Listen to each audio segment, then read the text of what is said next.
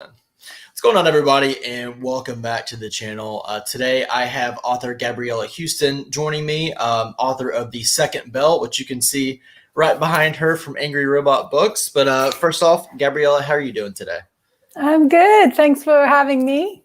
Absolutely, it's a pleasure to have you on. So just kind of want to start out. Just tell me a little bit about yourself. Tell me about growing up. Did you read a lot growing up? Kind of how you got in the writing bug, and maybe any influences that you had with your writing. So I'm Polish. I lived in Poland till I was 19, and then I came to the UK. The Second Bell is heavily influenced by Slavic folklore and Slavic mythologies. Well, kind of unsurprisingly, maybe to people, I was like quite a bookworm growing up. As to like influences, I mean, I was when I was a little kid, I mean 7, 8, I was really into Jack London. I don't know if you ever heard of his stuff. So kind of Call of the Wild, White Fang, Right. that sort of thing. And Corwood as well. So kind of like survivalist, masculine literature. I quite liked the theme of a human against the beautiful but terrifying nature, and I think that is quite visible throughout the Second Bell, really. And my alarm rings. Oh, Jesus. I switched everything off except for my phone. Excellent. Yeah, and but I read really everything. I read sort of kind of classical literature. I read fantasy. I was really into Terry Pratchett growing up. Still am, just, I'm bereft of any new books that he might have produced. So I was really into comic books. I worked in comics briefly as an adult as well. So yeah, roughly the influences. Yeah. Whereabouts in comics did you work? I worked for Titan Comics. Okay. For a bit. So I mostly edited our translations of French graphic novels, because that's sort of thing that I kind of grew up with anyway. French graphic novels are very popular in Poland, and kind of have always been, when I was growing up. So a lot of stuff has been translated into Polish, but not English. I mean, comics are a huge industry in France anyway. There's a lot of money in it in France. Really? Just funny. Yes. And the biggest artists are, they're like rock stars. It's quite and very, very, very given all the time in the world to produce those like masterpieces. It's completely different to the comics industry in English speaking countries. It's really interesting. That is interesting. I have to kind of do a little bit of research into that. I didn't realize that it was so big over there. Yeah, it's really big, and they really kind of invest in those comic books too. So they produce the kind of albums that artists in the States or in the UK would just never have the capital to be able to, spend this much time on a single graphic novel. You can't spend a year doing one comic. Right. Whereas you very much can in France. Yeah, but I say here, it's like you gotta produce. If you're big, obviously. Yeah. If you're a big artist, like, yes, of course. So what when would you say you started writing, and when did you start writing seriously? So like, when did you decide, okay, I'm gonna write a novel and I'm gonna try to get it published? I mean, I always used to write bits and pieces. I used to write short stories. I used to write comic book scripts. I kind of seriously started writing a novel when I was in my early 20s, and it took me a long time to write my first completely unpublishable monster of a novel. And then that kind of, being rejected by everybody kind of really, really sort of focused me when it's interesting once you actually complete a project this big as a novel, and that was a very big novel, it kind of focuses your mind. And I learned a lot. I think, I really recommend to people, like, just don't worry about like getting the first one really, really wrong. At least like get a lot of mistakes out of the way first. Like, don't worry about it never being published. It's like, I know it hurts, like it stings, it stung, but I'm really glad. I'm really happy for this experience, because it kind of prepared me a little bit. I learned a lot. And then when I started writing The Second Bell, I think it took me something like 3 months to write it. So, oh, wow, that's quick. Yeah, I think once you're focused, it's a different kind of mental state. Obviously, the edits took way longer, because then other people are involved as well. So it's different. It's not just me.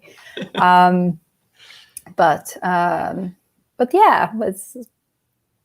Yeah, I'm always curious, because every author has that I would say 1 to 3 books that they always say will never see the light of day. I really want to burn it, but I've got to keep it just to keep a reminder that it's there and all this other stuff. And I never really think about it as like a process or like practice. I always think of it as like you just write it all down and you kind of just don't go back to it. I know a lot of authors never even look at it again. But I mean, thinking of it in a way of, okay, what did I do wrong? What can I do better? Kind of thing. Some just kind of shelve it and just go, okay, on to the next thing, because I know that's never gonna make it to publication. I mean, there are some people out there who, their first book they ever wrote was a roaring success. Obviously, those people do exist. Mm-hmm. They usually would have like cut their teeth on short stories or some kind of other medium before. But there's a huge number of people who have written I know some writers who wrote like 10 books before they got an agent. And I mean, that is dedication. Yeah. And I do admire that.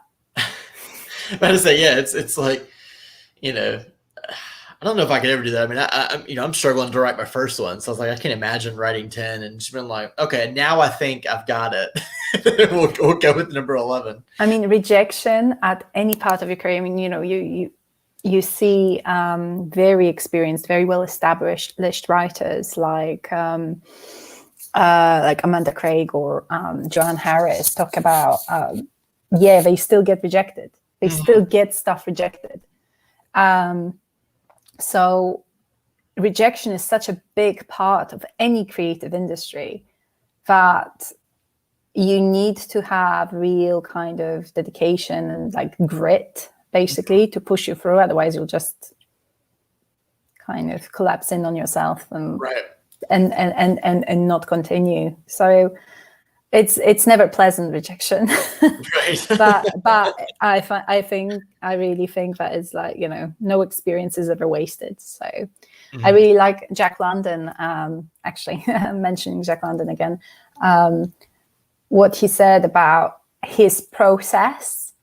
And he kind of compared to he just called it dig, you just dig. And like you write, and like he's like, oh, I write he said, I write 2,000 words every morning, and if it's good, I pack it up, send it off. If it's bad, I pack it up, send it off.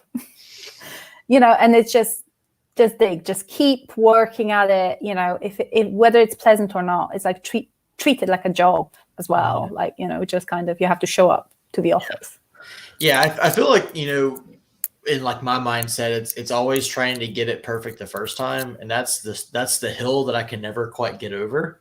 It's not just like, okay, sit down and just write. It doesn't matter if it's good or bad, but you just have to write. And my thing is like, I'll sit there and I'll go back over the same 1,000 words, 2,000 words, and I go, okay, it's not perfect yet. I gotta edit here. I need to change this word and put this word in. It sounds a lot better if I do this.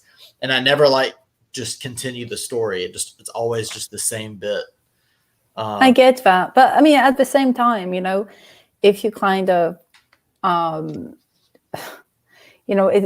will never be perfect to everybody as well. Like, you kind of, when you think you've polished something to perfection and it's just, there's not a word, not a comma out of place, and then you send it off and like, it will get just as much sort of criticism as if you wrote it and then like edit it in a kind of more self-forgiving manner, I think. It's, I don't know. I mean, every single writer I speak to has a completely different process. Mm-hmm. It's very hard to generalize. I do think though that you have to have enjoyment in it. If you kind of, if you just over labor it and make it like painful for yourself, and why are you doing it? Just enjoy it. You're telling a story to yourself first, anyway. And then you kind of just sort of go with what you have, what raw material you have. Right. Talk a little bit about your writing process. Speaking of which, how did it, how maybe did it change from the beginning of writing The Second Bell to maybe, when you got to the end, especially, once you get your edits back and everything, because I have to imagine it changes a little bit. It changed a little bit. Actually, not as much as you'd think. Like there'd be, so I write generally very kind of clean first drafts. So of course there will always be like, I'll cut this chapter or I'll add another chapter in front just to, so you kind of see the characters a little bit early on or flesh something out.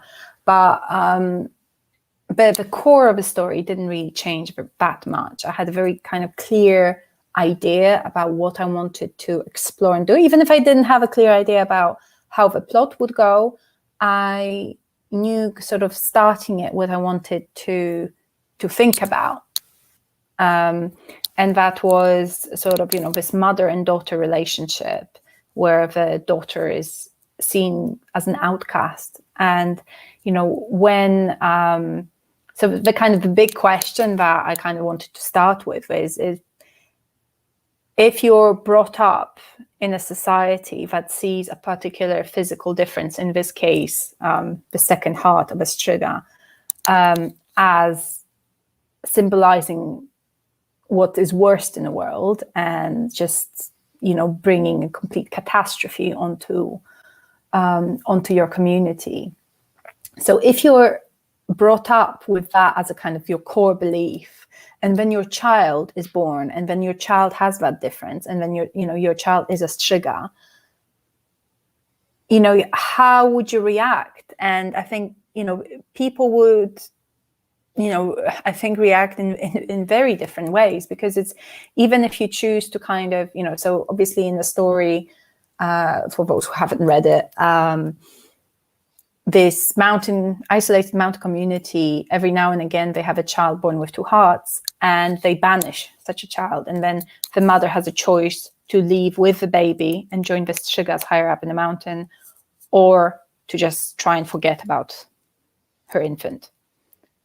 And in my story, it's about a mother and daughter, and the mother Myriad chooses to leave her community with her infant and join the Strigas in the mountain. So the thing that I was kind of my starting point was that this is a person who, like, all her life, she believed that a child like that is evil, a monster, right?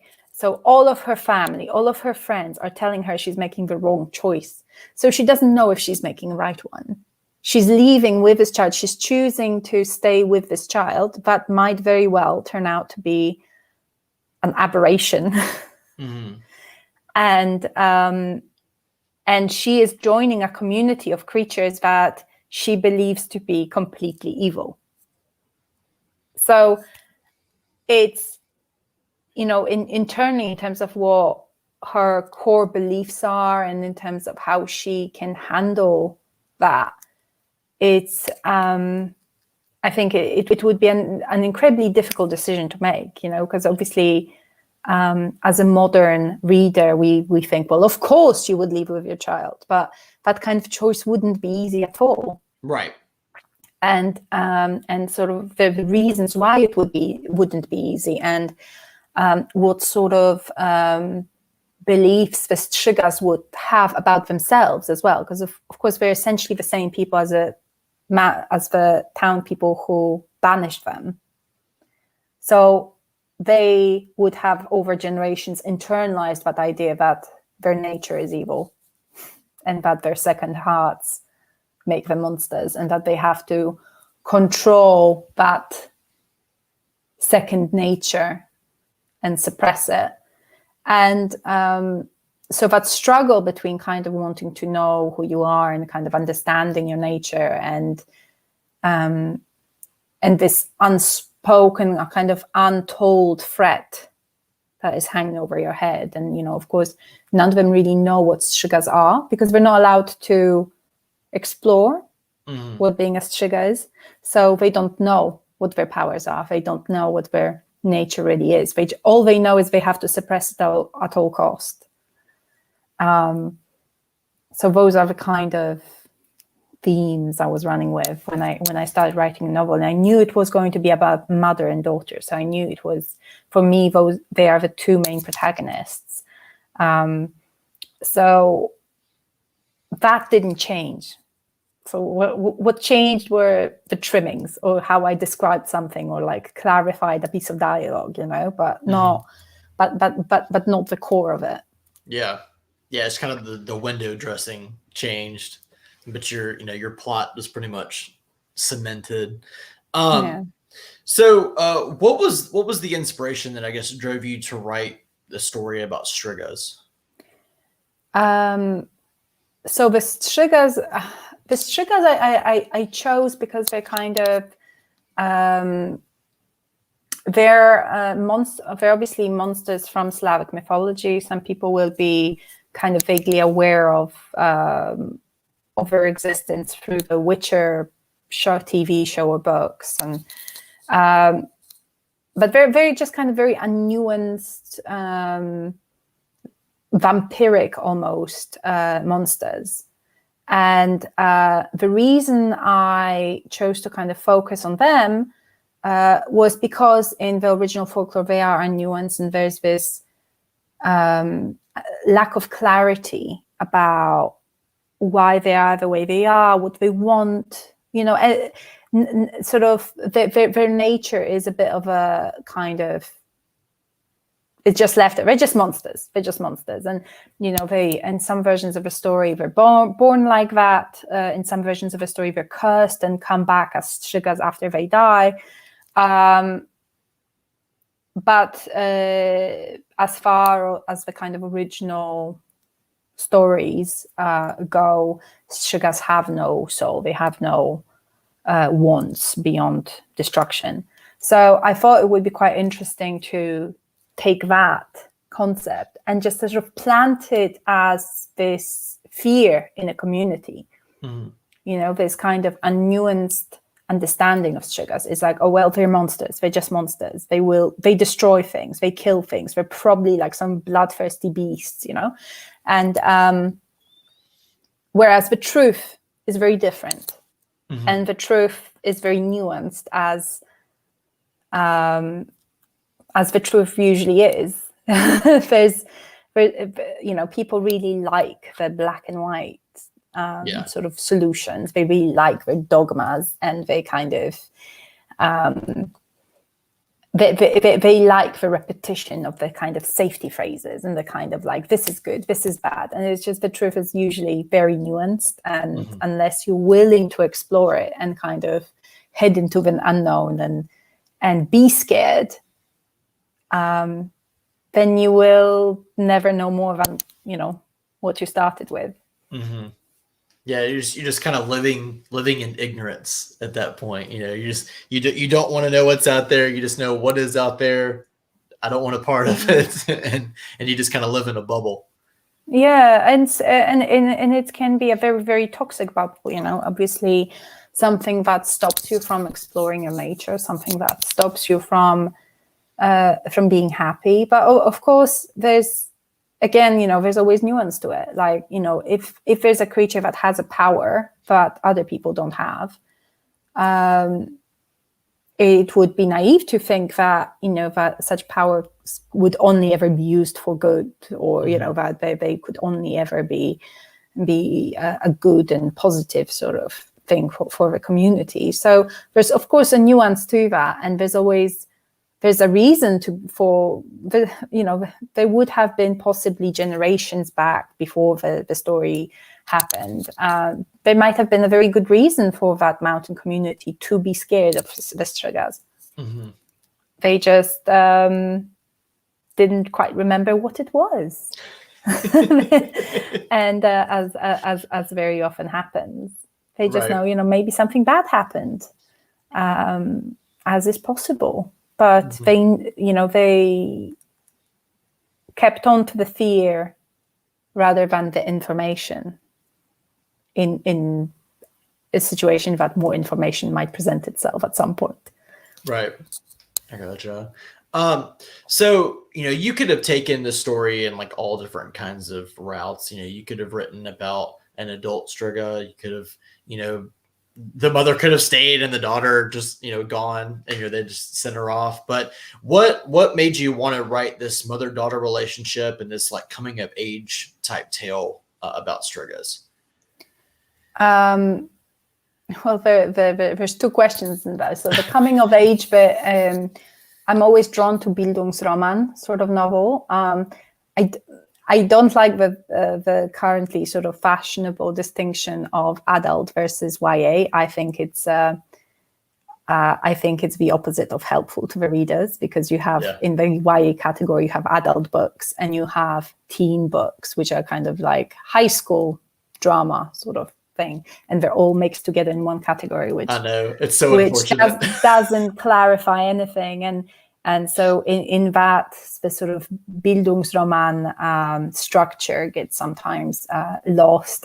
But I've always really felt drawn to Bildungsroman novels, of this concept of going out and being changed by the world and like finding out more about yourself and then coming back. So this kind of coming of age motif is really interesting to me. It's because it encompasses so much about humans, doesn't it? And about what we prioritize in our lives, and how we learn, and if we choose to learn or not. The mother and daughter thing, I mean, there's in traditional fantasy, and it's changing now. And it's changing fast, which I'm very happy to see. But in traditional fantasy, by and large, mothers were very much absent from most of the fantasy stories. If they did exist, they would have a very peripheral role. I think it kind of comes from the fact that most of sort of traditional fantasy and sort of speculative fiction is really based on kind of European traditions, and there are very strong links to the kind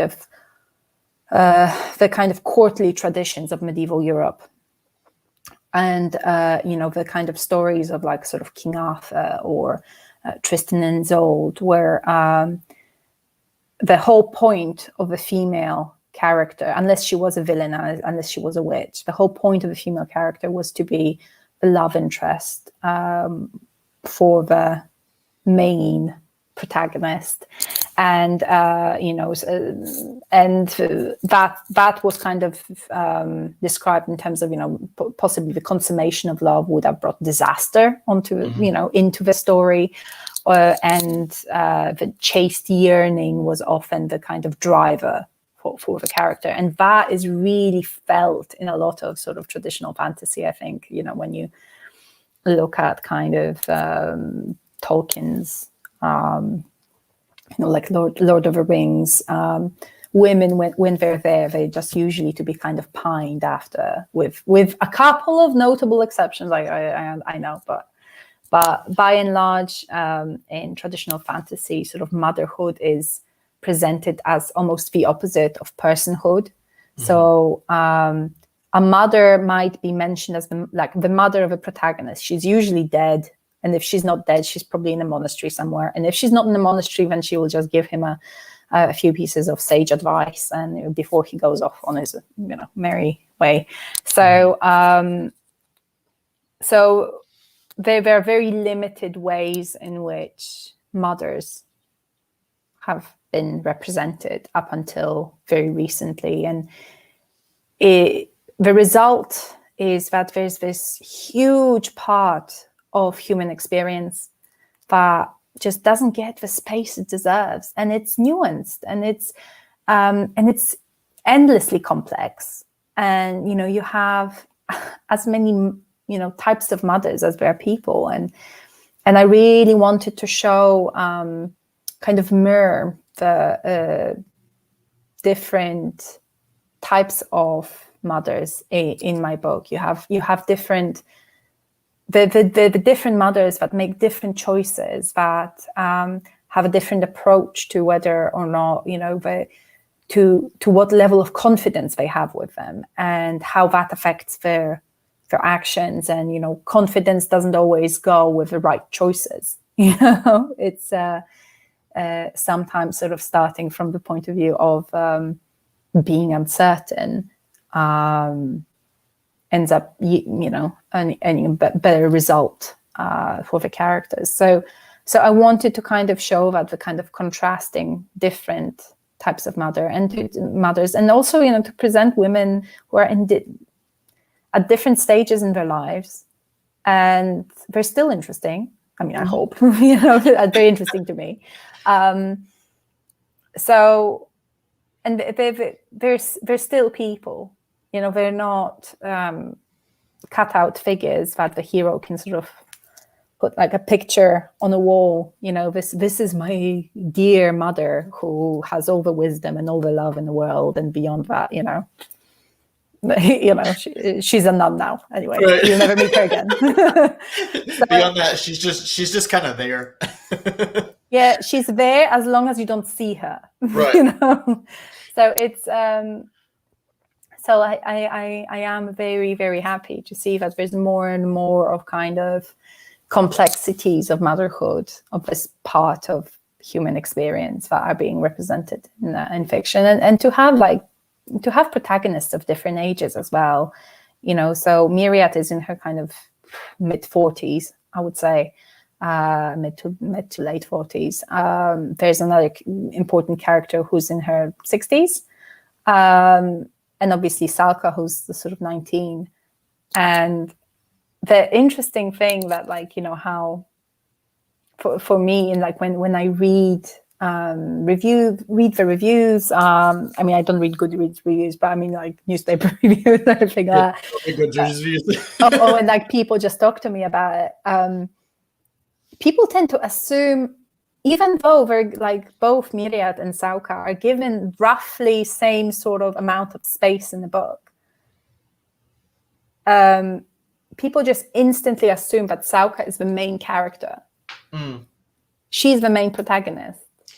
And I was like, no, it's the two of them. It's their relationship, but we are so used to seeing very young protagonists in books, and everyone older being just kind of peripheral.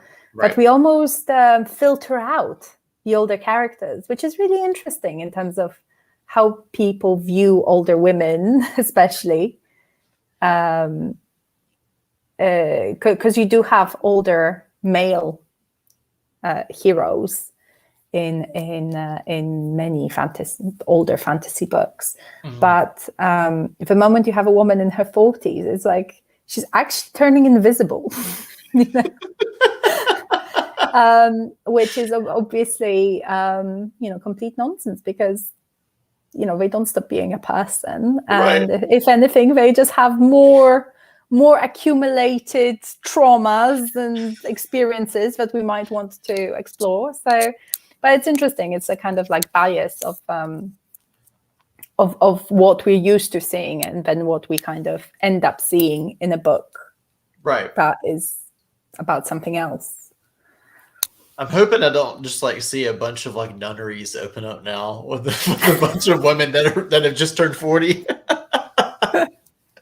But see, like it's interesting because growing up, I mean, I'll admit it, I was the mama's boy growing up, still am, and so I take a lot of my strengths and ways of thinking and so forth from my mom, because my dad was a police officer, so he was generally working when I was awake, and then he was home when I was asleep. So, my mom's the one who took me to soccer games, took me to baseball games, everything, and so she was really my central figure growing up. But I like anytime I call my parents, my mom's the first one I call like for sage advice, And so, you mentioned, oh, they're good for a couple of bits of sage advice, and that's about it. But when I read fantasy, I kind of like you were mentioning, I always notice that the mom is kind of there. She's probably cooking a meal, and she's like, "Best of luck. Here's three bits," and then she may be like remembered 60 or 70 pages down the line. It's like, oh, my mother always said, et cetera, et cetera, et cetera.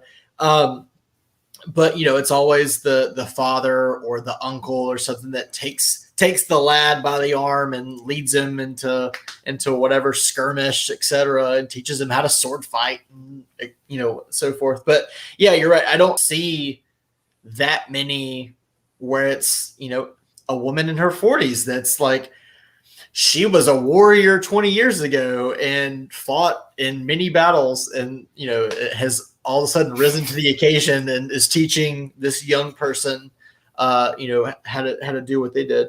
But you're right. I think it's starting to kind of come back about. And there's a lot of stories that are coming out probably in the past few years that, we probably never would have seen. It would have still been the same old fantasy that we're used to. And it's really starting to change the landscape. So there's all these stories that are still out there that I think are begging to be written. And I'm glad to see that change. I mean, the biggest change really is that even though women have pretty much always formed the majority of novel readers, it's only recently that they've started to, be kind of allowed to write the kind of books that they want to write. And there's more women in sort of women authors than ever. And so when you actually sort of stop and learn to admit those other stories into the mix, and don't just kind of assume that, well, but who will want to read that? Who would want to read a story about an older woman? And it turns out a lot of people, because, I was thinking the other day, so I was reading the kind of newest Leigh Bardugo's novel, the kind of from the Grishaverse, wildly popular books. And she's a really good writer, and I really enjoy her books.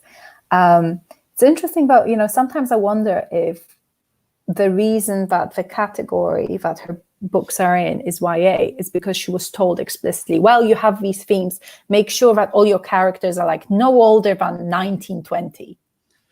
And the reason I wonder that is because you have this huge cast of characters in Grishaverse who have all gone through unbelievable levels of trauma and have, in some cases built up this, I don't know, an army of outlaws, or, just single-handedly have conquered the nation or whatever, and they're all 19. And you kind of, and you're sort of like, I don't know, I mean, am I an underachiever? Like, have I just, have I just simply failed to live up to my potential by my late teens? Like, I mean, but so I do wonder if she was kind of encouraged to kind of put that age category where it was because of certain themes in her books. I mean, it doesn't really make a huge level of difference, but but you do sort of read and you understand, like you realize, wow, there's no characters but kind of older at all. I mean, except for the Darkling, who's, you know, I know 2,000 years old or something. Right. And he's kind of hot, but by and large, he's an asshole. So we don't, yeah. So it's not a great kind of aspirational sort of character. But Right. yeah, you know, I mean, I'm 36, right? And I'm happy to read about characters of any age. You know, I read kid books, I read books, but it would be nice to read books about characters who are my age, who are not already like done with life. Who weren't past their prime. I mean, I don't feel like I'm done with life. Right. I I feel like I got some years to get some stuff done. Yes, but sometimes, you know, reading kind of, you know, fantasy novels, it sometimes makes you feel like, wow, you kind of, you know, if you're a woman above 25, that's you done.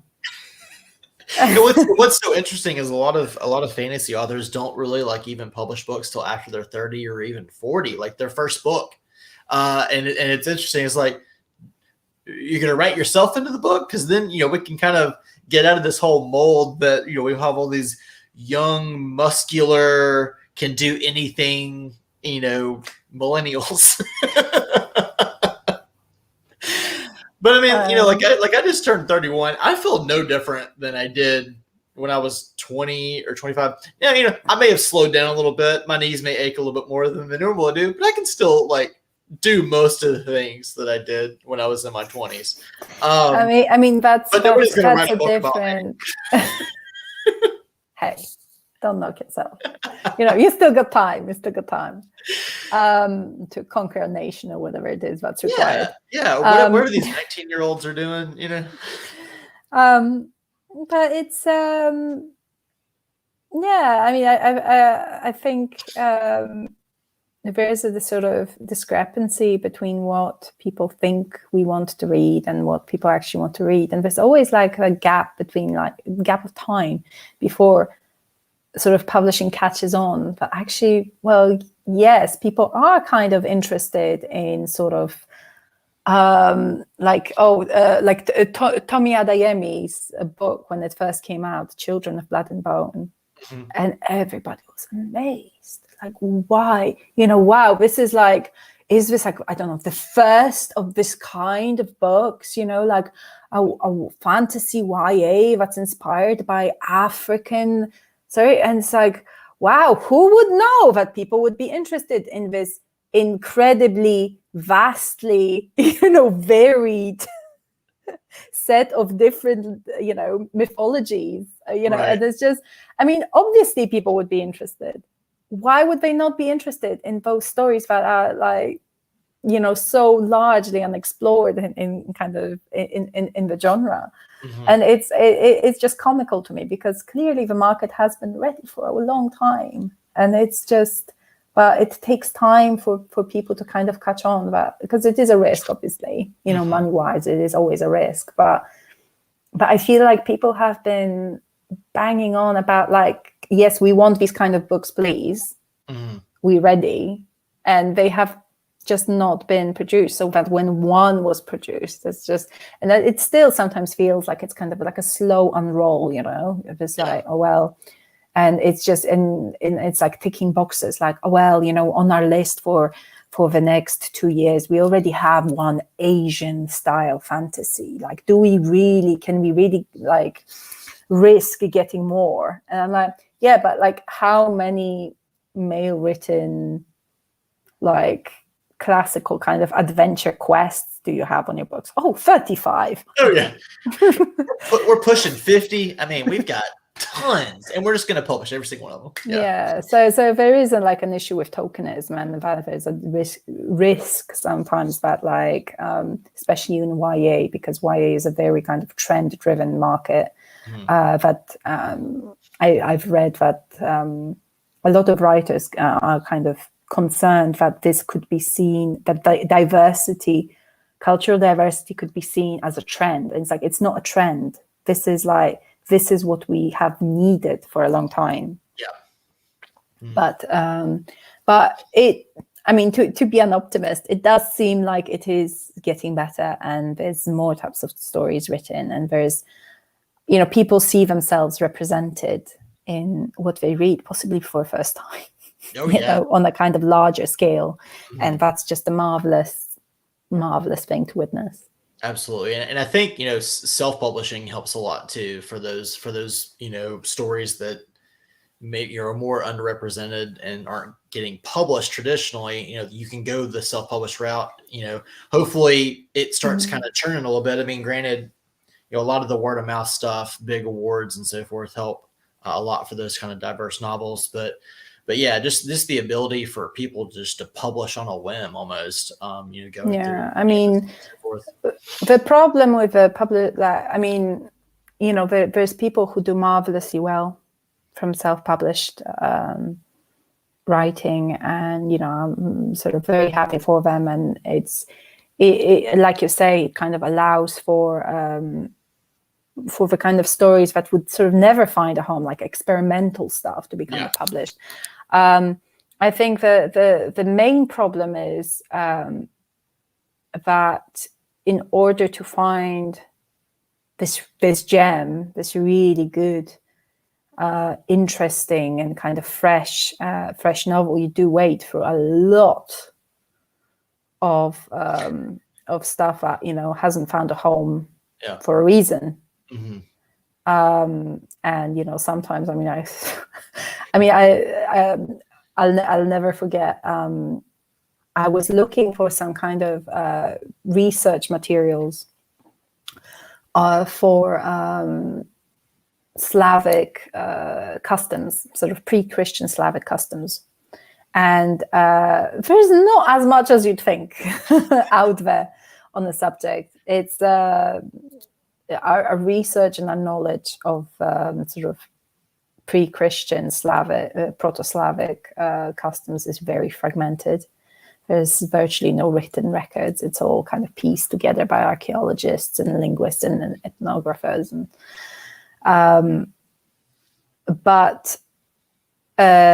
so I saw this book on Amazon, and basically it looked like the cover on it, like it looked kind of quite, you know, it was like very boring kind of academic cover. And I was like, wow, this is exactly what I need, you know? So I got so excited. I didn't even read the reviews. I just saw the like vague description, and I was like, perfect. I need this in my life. And I clicked buy, and I got this self-published book that was, I don't know, 60 pages long or something in Comic Sans. And I'm not joking. It was in Comic Sans. And the preface was already really, really worrying, because it's just like, you know, there will be some sort of spells and some rituals included in the book, but I do, you know, they could be dangerous, so I do not suggest that you try any of them. And I was like, oh, I saw it. I was like, okay, maybe he's got a sense of humor. He does not. Yeah, you're like, what did I get myself into? And it's like, you know, second page, it was like, well, the first page of actual text, it started off with comparing Black people to rats. Oh gosh. And I saw it. I mean, I took photos of it, you know, sent it to Amazon with I think it was the only 1-star review I ever left on anything. I put screenshots up, got my money back immediately, and obviously it went in the bin. Right. But it's, you know, that is kind of, that as an experience makes you really think, you know, twice, thrice, you know, before you click buy on self-publishing books. And and I think, you know, the social media is quite helpful, I suppose, if you're kind of willing to spend the time to kind of just really look through, and again, it has to be people you trust recommending it, isn't it? Like, you know, if I know that this person, I like, you know, this person's taste coincides with mine, then I can give it a go. Exactly. But I think access and sort of the ability to effectively kind of select the kind of titles that people would really be interested in, that I think is a like big barrier to a lot of, you know, excellent self-published writers, because obviously they are there, and there's some like really wonderful self-published writers, and it's just to get that level of visibility that people will be willing to give it a go. It's that is a barrier. Yeah. So it is not an easy.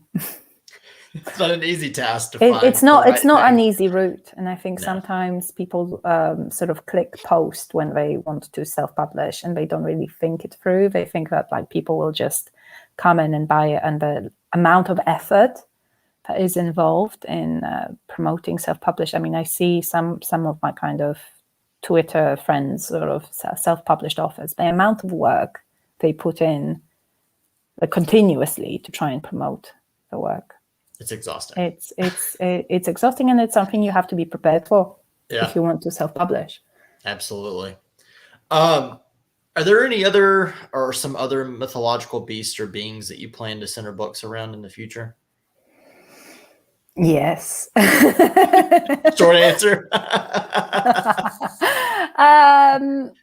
Yes, I mean, you know, there's a lot of kind of elemental spirits. There's a lot of so Slavic mythology is really centered around the natural world, obviously, and it's rooted in kind of a rhythm of a kind of agricultural societies, and all the little tasks that you kind of might perform to assure that your crop will be plentiful, and that your cow will not stop giving milk and whatnot, and so there's a lot of kind of creatures and demons and things like that connected to it. So a lot of it is very domestic, a lot of it is very very agricultural, and then you have the other side of it, which is more this unspoken danger around the life of humans, and it's very varied, and it's very I think underrepresented in English language fiction, and it's something that, you know, obviously I would like to explore. I can't really talk much about my future projects because I have things to say. I can't say them. You author types, and you're like, I have things, but like, no. I mean, yes, unwillingly, I'm a woman of mystery, on a temporary basis. There you go. Last question I got for you: any books you read recently that you'd recommend? So many. I'm going to start with Caroline Hardacre's Composite Creatures, actually, because I think it's been possibly the best book I have read this year so far. Oh wow! High praise. It is really, really good. It's also from Angry Robot. It's a dystopian, sort of medical dystopian fantasy. It feels both in themes and in the kind of like linguistic sort of choices she makes. It's very similar to Kazuo Ishiguro's novels, especially sort of Never Let Me Go. Concept wise, it's sort of like it has similarities to Never Let Me Go, but it's kind of like almost the other side of sort of issues covered there. Mm-hmm.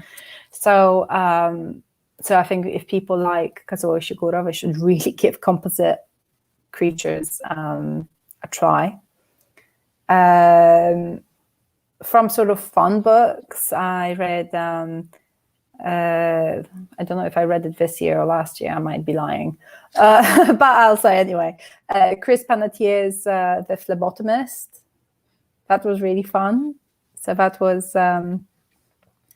that's a kind of, again, a future dystopia, but like it's sort of a bit more with a sci-fi twist, with a main character who's like a grandma.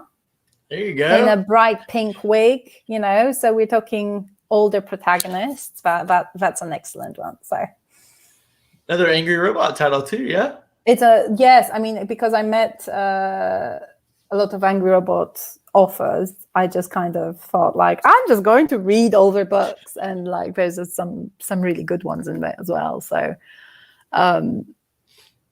yeah, I'm trying to think what else. Obviously, Lee Bardugo, I read a lot of her stuff. I'm reading Finders Keepers at the moment by Sabine Durant.